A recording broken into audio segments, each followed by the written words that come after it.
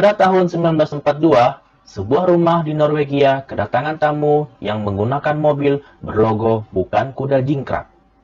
Tamu tersebut adalah Johan Smith alias Red Skull. Kedatangan Om Johan bertujuan untuk merampas sebuah kotak warna biru yang bernama Tesseract dari aki-aki sang kuncen Tesseract tersebut. Si aki-aki bilang ke Om Johan kalau Tesseract itu kekuatannya tidak bisa dikontrol. Tapi Om Johan malah nembak si aki-aki. Marilah kita berdoa semoga amal ibadah si aki-aki diterima Tuhan Yang Maha Esa. Amin. Lompat ke tahun 1943. Di New York, ada pemuda bernama Steve Rogers sedang mengikuti pendaftaran untuk menjadi tentara. Tapi, dengan badan ceking dan riwayat kesehatan yang penyakitan, tentu saja Steve tidak diterima. Steve masih berusaha untuk negosiasi dengan panitia. Oleh panitia, Steve dianjurkan untuk mendaftar menjadi pemain serial Meteor Garden aja. Oh, mohon maaf, kalau itu F4. Kalau ini 4F, artinya tidak lolos syarat kesehatan. Walaupun badannya kecil, Steve punya nyali yang besar. Dalam sebuah perkelahian di gang sempit, Steve tetap meladeni lawannya yang badannya bongsor. Di tengah perkelahian, datang seseorang yang menggunakan seragam tentara untuk membantu Steve. Seseorang itu adalah James Barnes alias Bucky yang merupakan sohib dari Steve. Bucky memberi info kepada Steve bahwa esok harinya dia akan berangkat perang ke Inggris bergabung dengan Infanteri 107. Sebelum berangkat ke Inggris, Bucky mengajak Steve pergi ke pameran masa depan sedunia. Di pameran tersebut terdapat pameran teknologi yang diadakan oleh Howard Stark. Yaps, tidak lain tidak bukan, beliau adalah bapaknya Tony Stark. Dan juga ada tempat pendaftaran tentara di mana Steve masih berusaha untuk mendaftar ulang dengan memalsukan datanya lagi. Akan tetapi, Bucky menentang rencana Steve tersebut. Percakapan mereka didengar oleh seorang bapak-bapak yang bernama Abraham Erskine, yang merupakan orang dalam panitia pendaftaran tentara. Ya, kita tahu sendirilah the power of orang dalam. Tertarik dengan niat Steve yang sudah mencoba mendaftar hingga 5 kali sampai bela-belain memalsukan data, akhirnya Pak Erskine memberi tawaran kepada Steve untuk mengikuti suatu eksperimen yang disetujui oleh Steve. Sementara itu, Om Johan masih melakukan percobaan terkait dengan Tesseract. Om Johan memanfaatkan energi tak terbatas dari Tesseract tersebut untuk merancang sesuatu yang mempunyai daya ledak luar biasa. Hingga akhirnya percobaan tersebut sepertinya berhasil berkat bantuan ilmuwan yang bernama Arnim Zola. Kembali ke pangkalan militer. Esok harinya, training dimulai dan dipimpin oleh Agen Peggy Carter dari SSR. Dan juga hadir Bapak Kolonel Phillips yang merupakan Direktur SSR sekaligus merupakan atasan Mbak Peggy. Dalam suatu dialog dengan Pak Erskine, Bapak Kolonel menyatakan keberatannya jika yang dipilih untuk eksperimen adalah Steve Rogers. Dikarenakan, ya bisa kita lihat sendiri dari fisik saja sudah tidak meyakinkan. Mohon maaf, tidak bermaksud body shaming. Akan tetapi, Pak Erskine tetap pada pendiriannya dikarenakan beliau tidak hanya mencari tentara yang oke secara fisik. Untuk alasan lebih detail, silakan baca dialog berikut ini. Mimin mau minum dulu, soalnya haus dari tadi ngebacot melulu.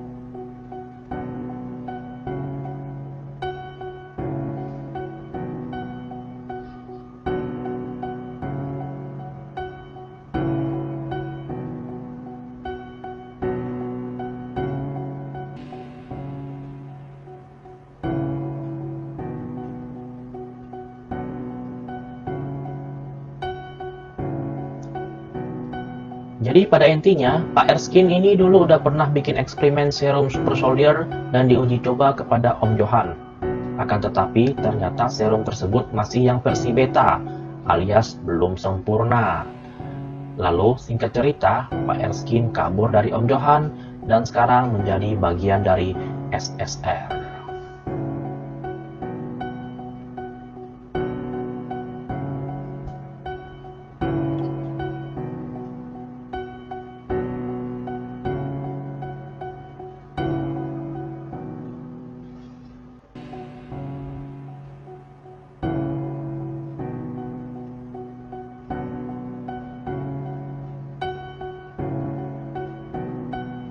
Sementara itu, Om Johan sudah tahu lokasi Pak Erskine dan Om Johan berniat merebut kembali serum Super Soldier yang dibikin oleh Pak Erskine, sekaligus berniat menghabisi Pak Erskine supaya tidak ada yang bisa membuat serum tersebut lagi.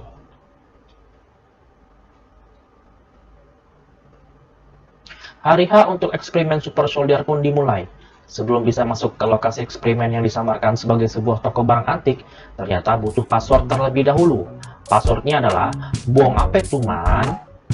Jawabannya buong puyuh. Dan pintu rahasia pun terbuka. Di lokasi TKP sudah berkumpul beberapa pejabat untuk menyaksikan eksperimen ini. Rupanya mirip-mirip negara plus 62 ya, yang selalu ada kumpul pejabat kalau lagi ada proyek. Eksperimen pun segera dimulai.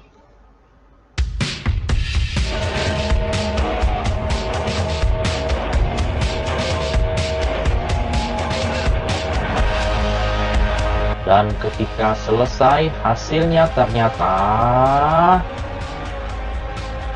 wow, bikin rahim anget guys. Nih, di zoom in, biar rahim kalian makin meledak. Para pejabat yang ada di lantai atas pun segera turun untuk melihat lebih dekat hasil eksperimen. Itu ada apa tuh man? Mirip powerbank sih, tapi kan tahun 1943 belum ada powerbank. Tiba-tiba terjadi ledakan di lantai atas hingga memecahkan kaca. Ternyata si kacamata yang bikin ulah. Si kacamata berhasil merebut serum terakhir dan menembak Pak Erskine. Adeh, kenapa yang pakai kacamata sering banget berulah? Lalu si kacamata pun dikejar oleh Steve. Lihat lompatannya saudara-saudari. Wih, Steve berhasil mengejar si kacamata. Dan ini sepertinya menjadi shield pertama Steve Rogers karena ada logo bintangnya juga. Akhirnya Steve berhasil menangkap si kacamata. Akan tetapi si kacamata melakukan tindakan bunuh diri dengan metode gigit pil cyanida. Dan ternyata si kacamata adalah anak buah Om Johan alias Hail Hydra. Berikut penjelasan tentang Hydra. Silahkan simak baik-baik.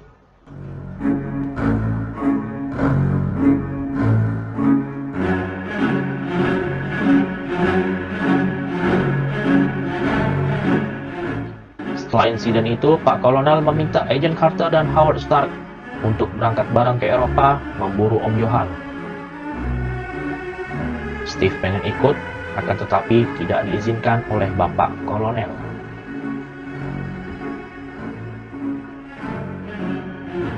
Kasian deh lu.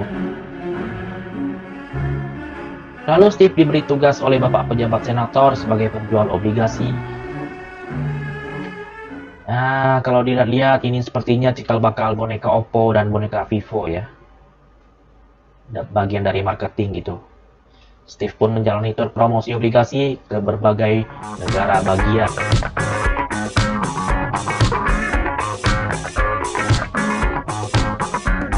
Jadi November 1943, Steve melakukan pertunjukan di pangkalan militer Amerika yang berada di Italia. Akan tetapi, di sini Steve dirundung oleh para tentara Amerika. Merasa frustrasi, Steve akhirnya menyendiri sejenak. Tiba-tiba, ada yang memanggil dirinya dan ketika dicari sumber suara, ternyata yang memanggilnya adalah Agent Carter. Dan sesi curhat ala Mama Dedeh pun dimulai.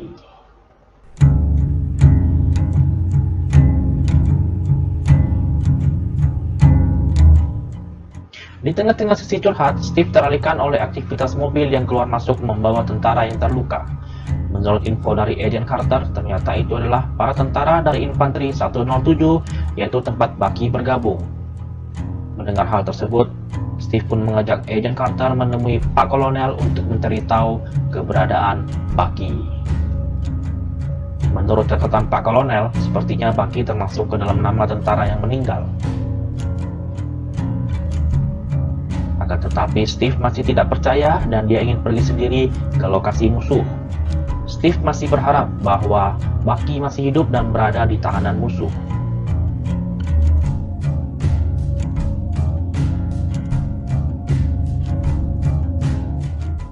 Lalu dengan bantuan Agent Carter dan pesawat Howard Stark, akhirnya Steve bisa berangkat ke lokasi musuh. Singkat cerita, akhirnya Steve berhasil membebaskan tentara infanteri 107 beserta Bucky dari tahanan.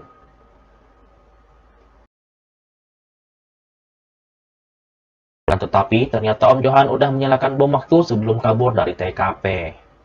Ketika akan melarikan diri, Steve dan Bucky bertemu dengan Om Johan dan Om Zola. Sebelum kabur, Om Johan menunjukkan kelompok aslinya, yaitu Red Skull.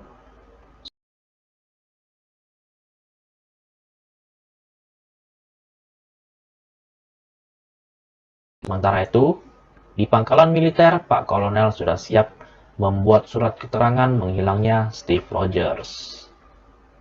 Tetapi, dari jauh terdengar keriuhan yang ternyata Steve Rogers datang kembali dengan membawa para tentara yang ditahan musuh. Tribut sejenak untuk Opa Stanley. Rest in peace, Opa Stanley. Yo. Karena keberhasilan Steve, akhirnya dia dipercaya untuk memimpin penggerebekan selanjutnya ke markas-markas musuh. Steve pun membentuk suatu pasukan yang disebut Howling Commandos. Ladies and gentlemen, inilah dia, Howling Commandos.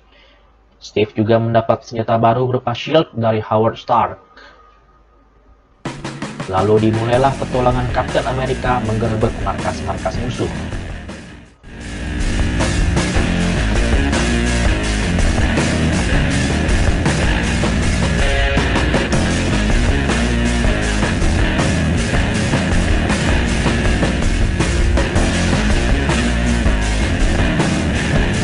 Di suatu daerah pegunungan, Steve dan pasukannya berencana menyergap Om Zola yang berada di dalam kereta yang akan lewat. Akan tetapi, ternyata penyergapan tidak berlangsung semulus pahak Cherry Belle. Terjadi suatu insiden yang menyebabkan Bucky terjatuh ke jurang. Adapun Om Zola berhasil ditangkap dan ditawari kerjasama oleh Pak Kolonel supaya Om Zola mau menjadi partner gibah, alias berbagi informasi mengenai rencana dan sepak terjang Red Skull. Setelah mendapat informasi markas terakhir Red Skull, maka Pak Kolonel beserta Steve dan semua pasukan pergi menyerang markas tersebut. Red Skull yang sudah tersudut segera menerbangkan pesawatnya yang sudah berisi banyak bom menuju sasaran tujuannya, yaitu Amerika.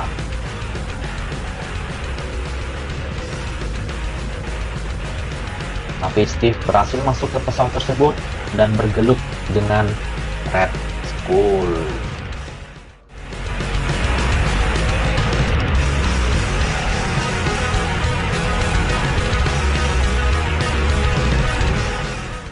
Akibat terkena lemparan shield dari Steve, terjadi gangguan pada sistem mesin yang berisi Tesseract sehingga Red Skull buru-buru menyelamatkan Tesseract tersebut. Akan tetapi ketika Tesseract sudah digenggam oleh Red Skull, tiba-tiba muncul pancaran cahaya yang mengarah ke angkasa dan Red Skull ikut tersedot oleh cahaya tersebut menghilang ke angkasa. Kemana perginya Red Skull? Mana ketehe? Adapun Tesseract tersebut akhirnya jatuh ke lantai dan melubangi lantai pesawat tersebut lalu jatuh ke bawah. Pesawat yang sedang melaju dengan sangat cepat menuju New York rupanya sudah tidak cukup waktu untuk didaratkan ke daerah daratan terdekat. Mau tidak mau, Steve mengorbankan dirinya untuk menjatuhkan pesawat tersebut ke daerah lautan. Sedih banget dah pokoknya adegan ini mah. Nonton aja sendiri.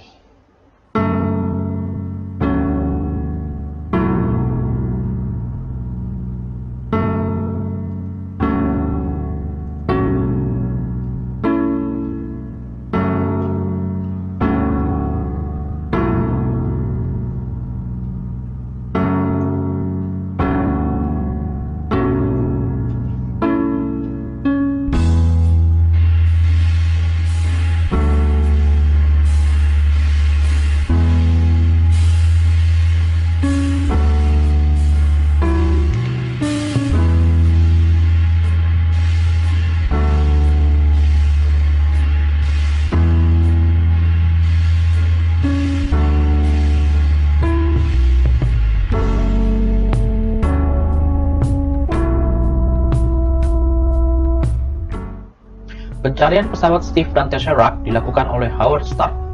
Tesseract ketemu, akan tetapi pesawat Steve tidak ditemukan.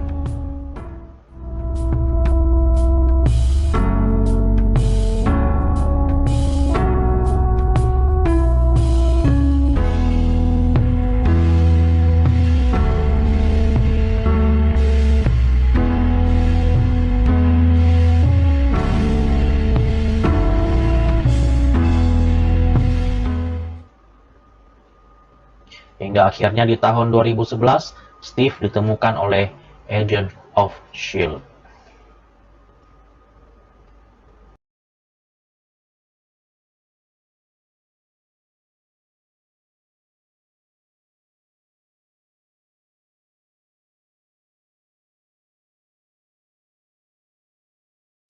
WK, WK, WK, WK, WK. Hei, kamu terciduk, Mbak.